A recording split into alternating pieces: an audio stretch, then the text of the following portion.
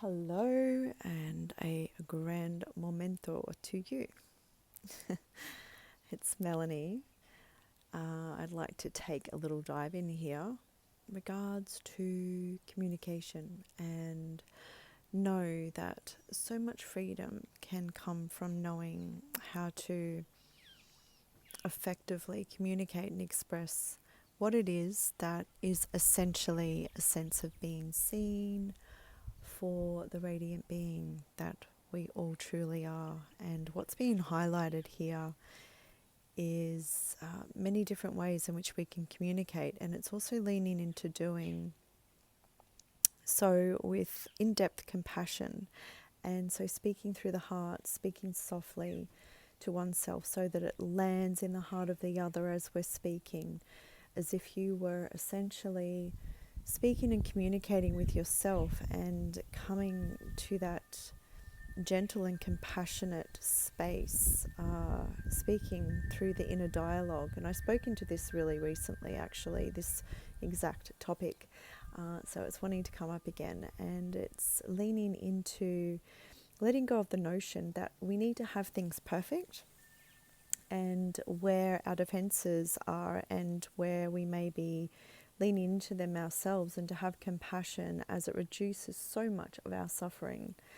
It reduces a judgment, and this judgment is pointing actually to something that is within us that's calling to be seen, and it may be those parts of us that we are not really wanting to negotiate or acknowledge, and we may be afraid that if we face it,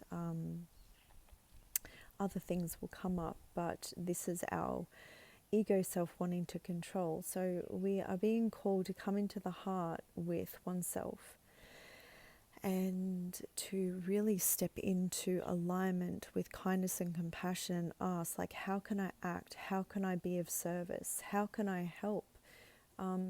And I know that there's so many different ways and means about going about doing things that may be a solution or something that we can see clearly, but that may not be correct for another or a priority for them in the situation that they're in.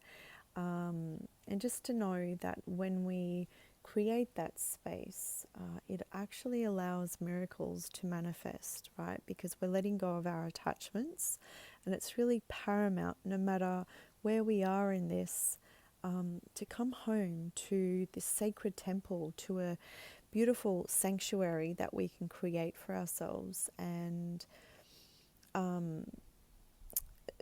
reversing the darkness or these things that we see as adversities, where we're being called to face these egoic echoes of who we are, to create freedom, to have the courage to accept it, to face it, and look into the fire, throw it into the fire, whatever these thoughts are that may be coming up or that are surfacing or that we're believing about ourselves or others or situations. Know that we can literally throw it in the fire and burn it, like give it up to spirit. And in doing so, we're also grounding our own energy. We can really be nourished by the fire and warmed by the fire and feel safe by the fire. So it's about creating a sense of home within the hearth, home in the heart, and meeting all aspects of self. Allow it to be illuminated by this light of the fire. Even if it's like visualizing being like this fire within yourself, to call back these parts of oneself that maybe we're just not willing to face, and to know that in doing so we're actually like reaching for a depth of safety within.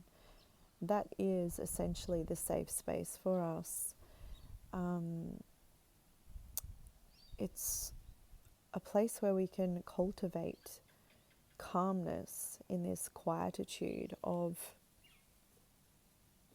this inner sanctuary. Yeah, I just want to share this because we all have darkness, we all have lightness, and it's just ability to know how to transmute or to unify the deeper aspect of this, as it could actually be teaching us to have patience and to recognize the gifts of this darkness, and really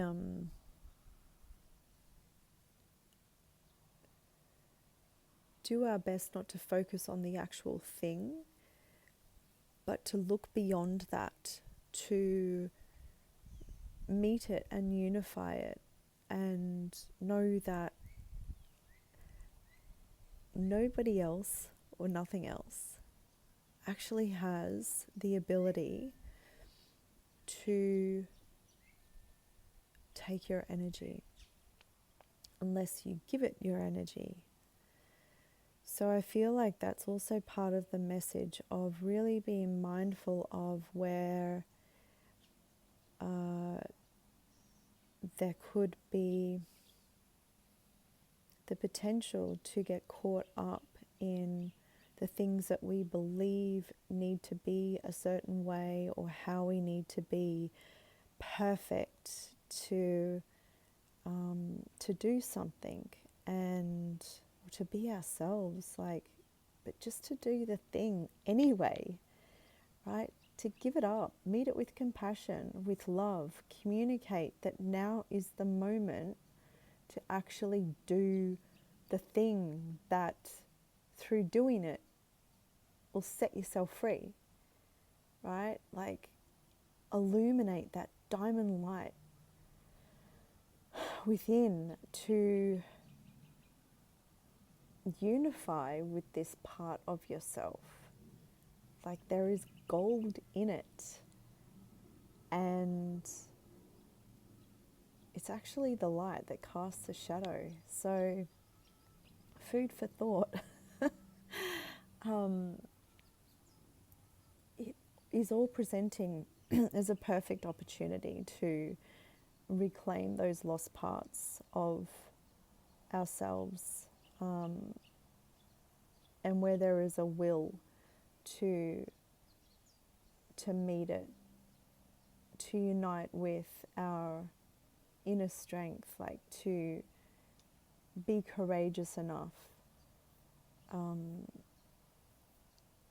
to try to understand that it's also a part of us. The opportunity of the grander teaching moment. This really does back onto what I shared so recently. So it's definitely something that is really prominent and needing to be heard for everyone, I feel, not just myself.